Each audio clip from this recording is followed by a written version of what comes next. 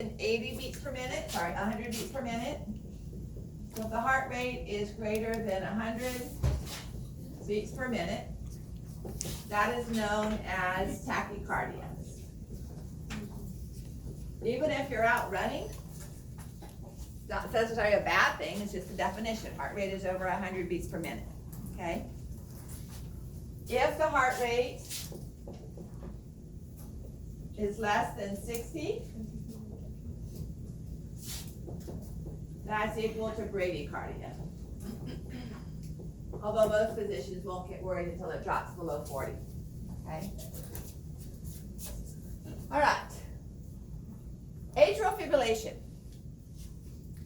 Cardiac contractile cells can depolarize on their own just like the autorhythmic cells can. Anybody remember what rate I gave them for the ventricular contractile cells? Nope. Less than that. 15. The problem is, it's not that it's so slow that we can't move blood through the heart. The problem is, for either atrial contractile or ventricular contractile, they don't beat in sequence. So it's not like we have a very slow heart rate of 15 beats per minute, which would be every 4 seconds, okay? But that we have heart cells, contractile cells all over the atria going doo, doo, doo, doo, doo. And there's no forceful wave motion, so it's just a quivering pair of atria. And that's what occurs with atrial fibrillation. So the AV node is functioning, so you can see some QRS waves, all right? But for atrial fibrillation, the SA node is not, so you don't see a good P wave. So you see this quivering mass of electrical currents, and then you'll see a QRS. And then you'll just see kind of noise and a QRS wave. This is not life-threatening right here, okay? However, those QRS waves are not regular. So you might have two close together and then go along for a while. So one of the major ways to check for atrial fibrillation is to compare apical pulse, which is the heart rate, listening with a stethoscope, to radial pulse. Okay? So your apical pulse will never be slower than your radial pulse. It just doesn't work that way though. The radial artery does not develop contraction on its own. We feel a radial pulse because blood is being pumped from the heart. So every time the radial artery expands, it's because blood is being pumped from the heart, causing that expansion. However, if we have two ventricular contractions close together, there's not going to be much volume in that second contraction. There hasn't been enough ventricular filling time.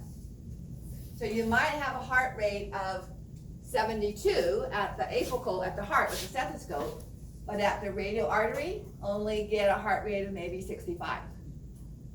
Because you had extra beats at the heart that didn't get enough blood into the radial artery to cause it to expand so you could actually feel that, okay? And that's often a sign of atrial fibrillation, is that irregular beat between apical and radial pulse, okay? The problem with this comes because of that irregular flow of blood, due to those irregular beats, blood can clot in the ventricles. And the problem then becomes when that clot is sent to the lungs, but usually it's sent to the brain, and a stroke occurs, okay? It may be 10, 15, 20 years after this problem starts, and the person doesn't even know they have it. So every once in a while, you'll hear public service ads where they'll ask, suggest to people that once a day they compare, but you have to do it at the same time. You can't take your apical pulse and then 5 minutes later take your radial pulse, because anything could happen to change your heart rate. It's going to be different average anyway. So you should have somebody listening to your heart while you check your radial artery or vice versa, okay? So this is compatible with life, at least immediately. There might be a problem downstream. Ventricular fibrillation is not compatible with life. As you can see, there is no QRS. With VFib, you have the entire two sets of two ventricles that are sitting there just doing this. little isolated ventricular contractile cells contracting, but no wave. There's no blood moving out of the aorta or out of the pulmonary trunk. So blood pressure is 0, okay? And that's not gonna last very long. So how does the defibrillator work? The defibrillator sends an electrical current through the heart that depolarizes everything at once. It's like a kindergarten teacher blowing a whistle and trying to shock all the kids to be quiet so they can hear him or her to get control. So it sends a current through all of the heart tissue. And which one should recover first? The SA node, because it depolarizes at a rate of 100 times a minute when the vagus nerve isn't working, isn't affecting it. Whereas those ventricular cells, each one isolated at 15 times. So the SA node should recover first and regain control over the electrical current going through the heart.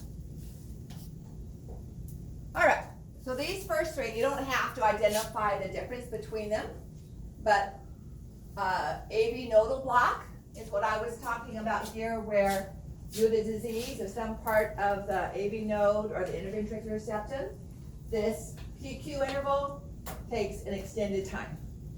And so here you can see that we're getting an extra P wave without a QRS. So that's completely blocked. There was no current going through to the ventricles at that time. Okay? Sometimes you'll get one here, and then here it's a little closer. Here it's really close, and then we get an extra one in there.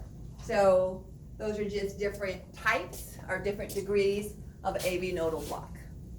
But the one common thread is that it takes additional time for the current to flow from the AV node to the ventricular cells before we see the time between a P wave and a QRS wave. Okay? So here we had 1, 2 P waves without any QRS, and then another P wave with a delayed QRS. Okay? PVCs are extrasystoles. That's in the first part of the PhysioX. You're going to do that by trying to add another stimulus during the relaxation period of the contractile muscles. And PVC stands for premature ventricular contraction. It's usually, sometimes you can have ectopic heartbeats.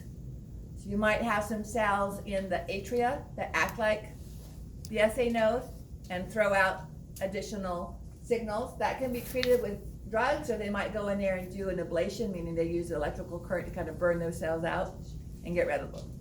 Okay? Now notice what we have here with an acute myocardial, that should be an infarction, which is a heart attack. What part of the ECG is most changed? We have an elevated ST segment, and we have an elevated T wave, okay? So what's happening here is it's taking, because of the disease region of the heart from the heart attack, the current's not going through that.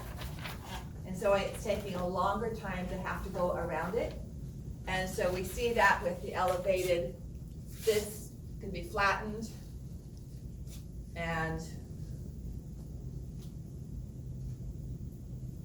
is higher, and then the T wave is higher as well. Okay, so it usually takes longer, as well as being a little bit higher. And we'll see that to some extent when we look at potassium effects. Now the mitral stenosis one, the script I found for it was using a different lead. So it's a little hard to see there, so I want to diagram that for you. What valve are we talking about when we talk about the mitral valve? Bicuspid. The left atrioventricular valve, or the bicuspid. And stenosis means there's a thickening of the valve leaflets. So when they come together, they don't close completely. So as a result of that, when the left ventricle contracts, instead of the blood going out the aorta, some or a lot of it will go back up into the left atrium. Okay? So what does that do to the left atrium? It stretches it. Therefore, when we're sending the P wave of depolarization through the atria, it takes longer. So an enlarged P wave or higher is a sign of mitral stenosis often. okay? Because of that increased size due to the stretching of the left atrium, it's going to take longer for those cells to depolarize. And that shows up as a larger P wave.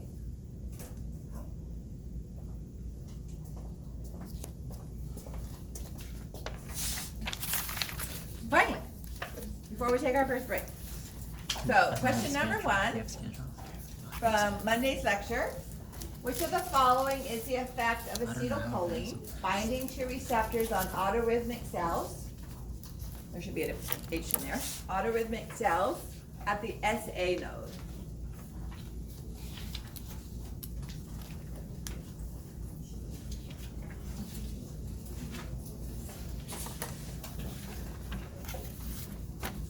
There's just one correct answer.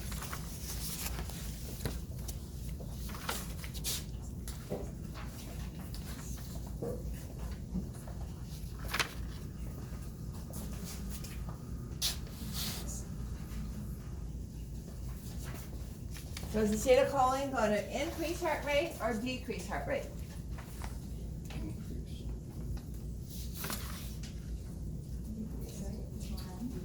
We went through that at the beginning of lecture.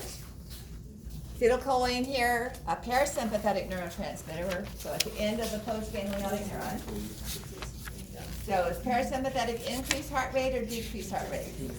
Decreases. So which of those activities is going to decrease heart rate? Notice how I attacked the question. What's the meaning? What do I know about how heart rate is decreased? And then which of those fit that? Rather than getting myself totally confused by looking at all the answers. Okay, so you want to know what the question is asking. What do you know about that activity? And then look at the choices. So what happens if we increase the amount of cyclic AMP? What's the role of cyclic AMP in the autorhythmic cells? What channels are they associated with?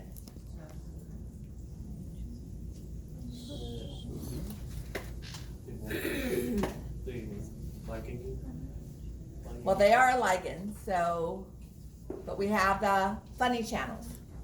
So when cyclic AMP binds to funny channels and we have additional cyclic AMP, it causes them to open earlier. So they don't have to wait until the inside of the cell is a -60. It'll open maybe at a -50. And therefore, we already have a bunch of positive ions in the cell because we haven't dropped to a negative membrane potential. So therefore, it's not going to take as long to get to our threshold. All right, we have more positive ions in the cell.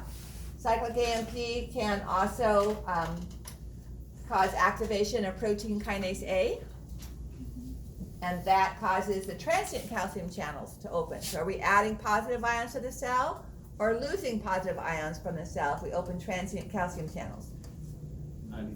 Adding. So that's going to make us reach our threshold potential earlier or later? Earlier. So is that going to increase heart rate or decrease heart rate? Increase heart rate. If we open potassium channels, are we adding positive ions or losing positive ions? Losing positive ions. So if we're losing positive ions and we're trying to add positive ions to get to our threshold, but instead of adding, we're losing, or we're doing both adding and losing, then it's going to take longer to get to the threshold. Okay? So again, this is illustrating how you need to understand what's going on, not just memorize a series of diagrams. But once you understand that process, you can always figure something out. Okay? You don't have to memorize just random words. You can understand the process and figure out forwards and backwards what's happening. All right, question number 2, which of the following is the effect of acetylcholine binding to receptors on contractile cells of the ventricular myocardium?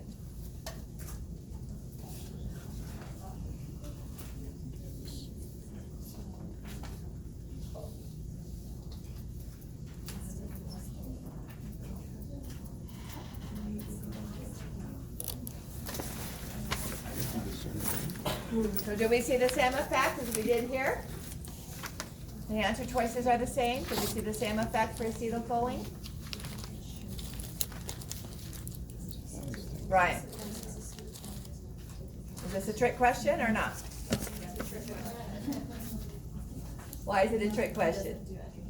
There are no receptors for acetylcholine in the ventricle contractile cells. Okay? Hence the none of the above, honestly. Thank you. So norepinephrine will change heart rate and force. Acetylcholine will only change heart rate. Okay, directly. Before we leave today, we'll see how it does it indirectly. Okay. So is it tricky if I warn you that it's tricky? On the exam, there will be tricky questions. How's that? All right. So let's go ahead and take an early break here. When we come back, we're going to look at cardiac cycle, which is changes the heart goes through as blood moves. Thank you for saying something, so I just realized Some new that's script terms number here, but 1. no new concepts. Okay? I'm at bubbling.